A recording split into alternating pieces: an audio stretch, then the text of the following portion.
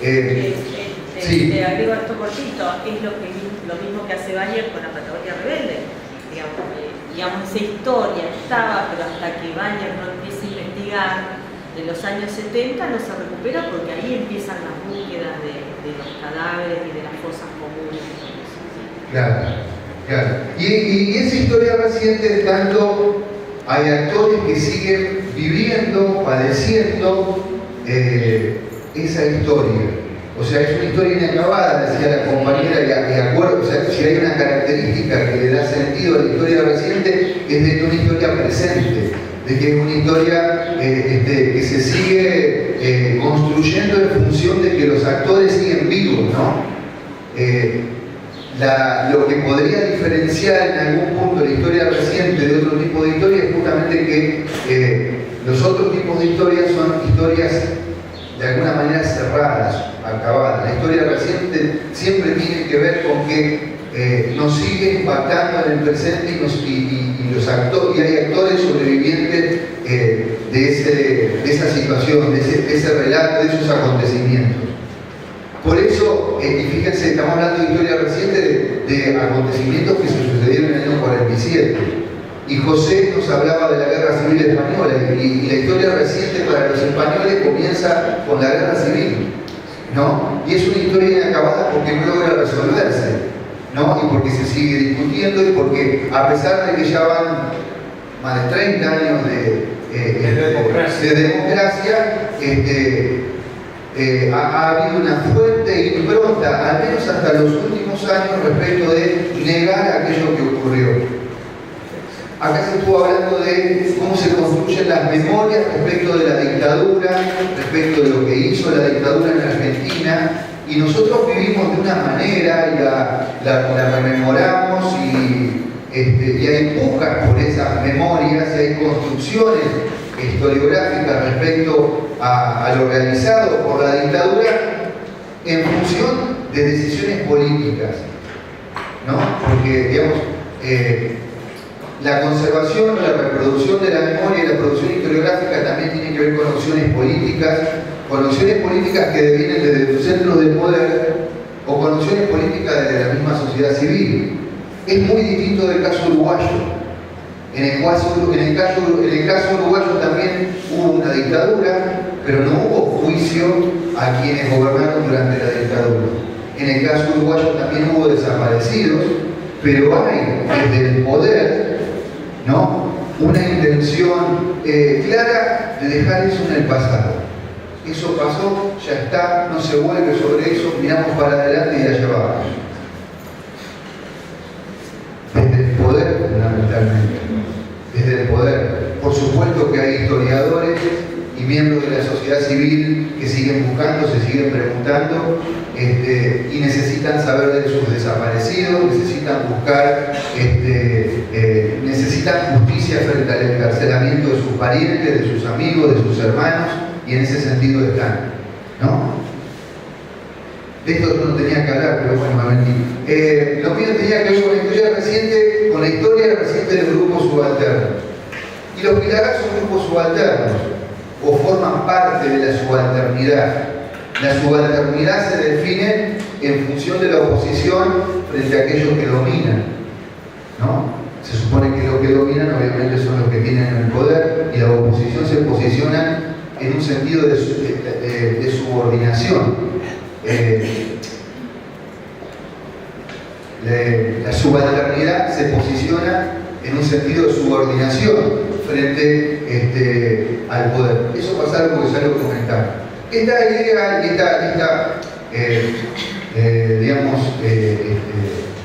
este posicionamiento historiográfico respecto de proponernos estudiar la subalternidad, sobre todo en esta unidad académica, porque a Virginia y yo trabajamos, no nos dedicamos a la historia argentina, o mejor dicho, no nos dedicamos a enseñar historia argentina. Virginia y quien está hablando somos profesores de una materia que se llama formación del mundo afroasiático. Nos dedicamos a estudiar Asia y África, no tiene nada que ver con esto. Y de una materia que se llama problemática contemporánea de Asia y África. Entonces, a partir de estar preocupados por esas cuestiones, tenemos que leer sobre la historiografía que se produce en esos lugares. Y en la década del 80, en la India, surgió a instancia de ese señor que ustedes ven en la imagen, que todavía vive y tiene como 92 años para este momento, que se llama Ranajit Bua. Ranajit Bua es un historiador indio muy influenciado por la corriente de estudios marxista británico. A ver, para ponerle nombre y apellido, muy influenciado por lo que hace Edward Thompson, muy influenciado por lo que escribe Rudé, por lo que ha escrito Hobsbawm, ¿no? Esos son los historiadores marxistas británicos, de los cuales abreva, de esa historia social abreva, de una historia social que se preocupa por la historia de los de abajo y trata de hacer una historia de abajo arriba. Esta idea de abajo arriba, historia de abajo, no significa que no se tenga que tener en cuenta el poder y quienes ejercen la dominación, sino que es una historia relacional, una historia que pone el foco en la subalternidad, en aquellos que están en una situación de subordinación, ¿no? Porque en la relación entre la subalternidad y quienes ejercen la dominación, es en esa relación de poder, dominación, explotación que se va construyendo la historia, que se va produciendo de alguna manera la historia. Para Ranajit Bua, que define de alguna manera, a partir de esa corriente de estudios de la subalternidad, aquello que tiende por subalterno, lo toma de Gramsci al concepto, ¿no? Ahora, él lo simplifica y dice, los subalternos aquello de rango inferior, ¿no?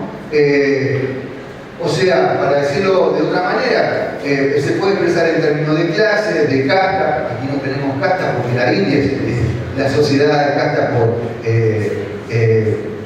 exclusividad prácticamente, edad, género, ocupación o cualquier otra forma, ¿no? Pasamos. Y la intención. Hoy por acá en varios momentos se aludió a la historia oficial y a la historia nacional. Y esa producción historiográfica que pone el eje en la construcción de los estados nacionales, que pone el eje en los actores políticos, pero en aquellos actores políticos que son los que ejercen el poder, ¿no? En contraposición a eso, quienes se dedican a estudiar la subalternidad, lo que pretenden hacer fundamentalmente es poner en tensión ese tipo de historiografía, poner en relación la dominación y la subordinación y convertir a los grupos subalternos en sujetos históricos y en sujetos políticos, ¿no? Convertirlos en sujetos de la historia. ¿Por qué apelamos a Ranajit Bua y a la corriente de estudios subalternos que nació en la India? Porque hasta el siglo XX y hasta la década de 1980, en la historia de la India no existían los grupos subalternos. En la historia, en la historiografía quiero decir, ¿no? En la producción historiográfica, lo que existía es lo que nosotros entendemos por aquella vieja historiografía que se preocupa por relatar la sucesión de los gobiernos, la construcción de los estados. Para pensarlo en términos de la India, digamos, la construcción de la nación a partir de lo que hacía Gandhi o de lo que hizo Nehru, sin tener en cuenta, digamos, el protagonismo asumido por quienes conforman, yo supongo que deben ser el 99% de la población, que son los grupos subalternos. Digo, en el caso de la India, los campesinos, por ejemplo, ¿no? Sabemos que la India sigue siendo una sociedad eminentemente campesina. Y no se tenía en cuenta, no se tenía en cuenta, digamos, la actuación, el protagonismo que tuvieron los campesinos a lo largo de la historia de la India. La otra cuestión, de alguna manera, ya aludimos a ella y tiene que ver con la definición de historia reciente. Y ahí nos apoyamos por otro historiador, un historiador español, que se llamaba Julio Alótegui. Don Julio murió el año pasado, hace poco tiempo atrás. Tuvimos la oportunidad de conocerlo, vino a esta unidad académica. Es un un exponente de la historiografía española muy importante, ha escrito un libro de historia que se llama Historia, Teoría y Método, si no me equivoco, que para nosotros es un manual muy importante, pero aparte de haberse dedicado a producir teoría de la historia y metodología de la historia, se ha dedicado a estudiar estas cuestiones que nos planteaba José, ¿no? El problema de la historia reciente en España, ¿no? Y don Julio nos contaba los mismos problemas que nos planteaba José hace un rato, y para nosotros fue muy interesante y muy enriquecedor. Fíjense lo que dice Alótegui respecto de el concepto de historia reciente. El concepto de historia reciente que aquí manejamos es conscientemente ambivalente, porque con esa expresión designamos un estudio, un acceso histórico al presente. Y también lo contrario, un entendimiento del pasado inmediato desde el presente. Estudiamos el presente, pero también para estudiar el presente nos estamos preguntando por el pasado. Se trata de hecho de dos operaciones dialécticamente entrelazadas. Una implica necesariamente a la otra y el camino a recorrer tiene dos sentidos. Cabría decir, intentando una figura comprensible, que se trata de explicar el presente desde atrás y el pasado hacia atrás. Presente desde el pasado y pasado desde el presente. Entonces, hoy lo estuvimos viendo con los Pilagá. La historia reciente no alude a un periodo cronológico porque, de acuerdo a lo que estemos estudiando, puede ser o no historia presente. Los Pilagá sucedieron en los acontecimientos respecto de la historia de los Pilagá, lo que nos estuvimos refiriendo, fueron en el 47 y siguen siendo historia presente. La Guerra Civil Española fue en la década del 30 y sigue siendo parte de la historia reciente, ¿no? Y en ese sentido se dice, no alude a un periodo cronológico en particular. O sea, no es de la década del 50 para acá o de la última dictadura para acá. Hay dentro de la Corporación de Historiadores, ustedes saben que existe, hay un grupo dedicado a la historia reciente que recién mencionaba Virginia, dijo, y para esa corporación la historia reciente empieza en el 55, a partir del golpe de Estado al segundo gobierno de Perón. Yo en otro lugar me dedico a enseñar historia del movimiento obrero. Historia del movimiento obrero es una historia reciente. Y para mí ese recorte cronológico no me sirve. Porque para mí la historia del movimiento obrero, la historia reciente, particularmente para mí, tiene que comenzar en el 46, o un poquito antes, en el 43, con las acciones que lleva adelante desde el gobierno Perón, reconfigurando y reorganizando el movimiento obrero, que de alguna manera son en gran medida las bases sobre las cuales se ha comportado y actuado el movimiento obrero de allí casi hasta nuestros días, ¿no? Por eso lo de los recortes cronológicos. Pero en sí. función de esto que mencionás, ¿dónde entonces vos, pues ya esa ambivalencia que pensaste, dónde planteás el recorte temporal en términos de que esto es historia reciente? Porque si no te puedes retrotraer casi, digo, a la historia del movimiento obrero, bueno, si le define el siglo XIX, que eran tan artistas, etcétera, etcétera, decir, bueno, ¿hasta dónde, cuál es, dónde podés rastrearlo o hasta dónde la historia reciente? Porque si no, capaz terminás cayendo para los Pilagá, periodo... la historia reciente para los Pilagá comenzaría, porque esa es la otra cuestión, ¿no? Los historiadores de historia reciente ponen el énfasis en el trauma, como un momento de quiebra, de ruptura. Por eso la historia reciente para los españoles comienza con la Guerra Civil, el hecho traumático de la Guerra Civil que produce un antes y un después, y ese después llega hasta nuestros días. Por eso digo que para los no, porque la reconfiguración del movimiento obrero en el marco del tipo de Estado que se construye a partir del peronismo es una reconfiguración que más o menos se mantuvo a lo largo del tiempo hasta el presente. Yo no entiendo eso, pero ¿por qué se le da el término de historia reciente? Bueno, ¿cómo era tu nombre? Eduardo, yo me engancho a mí, me hago la misma pregunta que vos. Y a mí, ¿qué ver a Carnovale lo que dice, tanto y en cuanto estén vivos los protagonistas de esa historia y estén disputando sentido en la esfera pública desde la memoria y no desde el campo de la historia, esto va a ser historia reciente. No, ahora está bien, eso es una vívida, o sea, eso está bien, pero ese era otro componente y otro elemento. Sí, yo diría, Vera dice eso, que a mí siempre me pareció muy claro cuando me resolví esta pregunta, y la otra es la cuestión del trauma social, tratando no sé cicatrices en algunas heridas, y eso va a seguir siendo un tema interesante. Creo que esto que acaba de decir Virginia lo había planteado, y sobre todo, volvemos al caso sobre el cual trabajamos, que es lo que justamente porque existen sobrevivientes sobre eso. Ahora, la historia reciente, para una parte importante de la sociedad argentina, comienza con la última dictadura, ¿no? Y el trauma de la última dictadura. Sobre todo a aquellos que forman parte, digamos, de los familiares, que han recibido la amarga herencia dejada por la dictadura y de los familiares que forman parte de los organismos de derechos humanos, Madre de Plaza de Mayo, abuelas, hijos, y inclusive todos aquellos que no forman parte de esas organizaciones, pero que se vieron afectados por el trauma, su historia reciente comienza allí. Ahora, la historia reciente, ayer cuando presentábamos los TIC, en algún sentido, son temas de historia reciente lo que estábamos viendo, no en algún sentido, en muchos sentidos, son temas de historia reciente los que veíamos en la presentación de los trabajos de iniciación en la investigación.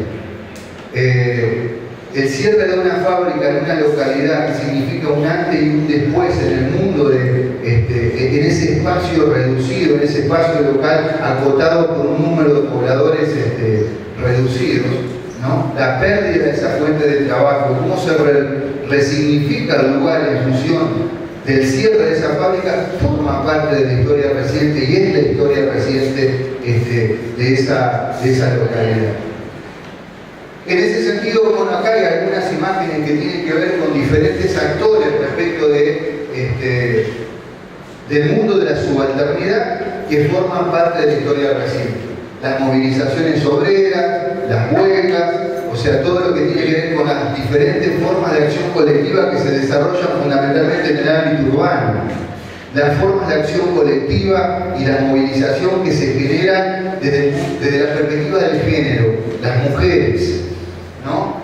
Las formas de acción colectiva, la organización, las demandas que plantean los campesinos, por eso hay una foto de Mocase, forman parte de nuestra historia reciente y son objeto de estudio desde la perspectiva de los grupos subalternos. Ahí simplemente hay algunas temáticas que tienen que ver con posibles cuestiones a tratar en el marco de lo que entendemos por historia reciente. La responsabilidad colectiva en el marco de los regímenes políticos autoritarios, la dimensión ideológica y política de las acciones colectivas desarrolladas durante los años 60 y 70, forma parte de nuestra historia reciente. Todo aquello acontecido durante los 60 y los 70 que tiene que ver con las organizaciones político-militares, que tienen que ver con las opciones de izquierda y derecha, las formas que adquirió la movilización social, porque sigue habiendo personas que participaron de esos procesos, sobrevivientes que participaron de esos procesos, y porque siguen teniendo en nuestro presente una fuerte, justamente, presencia, impronta, fuerza, y son todavía para muchos historias inacabadas, ¿no? En ese sentido. El enfrentamiento peronismo-antiperonismo, las reivindicaciones, las acciones y configuraciones, bueno, eso lo dije, las acciones colectivas de los trabajadores, las transformaciones en el mundo del trabajo. Los cierres de las empresas tienen que ver con eso, con las transformaciones en el mundo del trabajo y cómo impacta eso sobre los trabajadores, ¿no? Y a su vez sobre las familias y las localidades en donde se produce. El cierre de una empresa en una localidad pequeña forma parte del desarrollo del capitalismo y de la reconfiguración del capitalismo. No es por casualidad, veíamos ayer, aunque no fue tratado en profundidad porque ese no era el tema, y porque además lo que tenían que hacer los chicos lo hicieron muy bien, no es por casualidad que la fábrica Carelli cerrara hace unos años atrás, o no es por casualidad que que la fábrica Milcao cerrara en Grutli, sino que hay razones de índole estructural del funcionamiento del capitalismo que hacen que esas cosas sucedan. Hay decisiones individuales o grupales que tienen que ver con eso, pero también hay procesos más generales que hacen a que esas cosas se produzcan y las tenemos que tener en cuenta.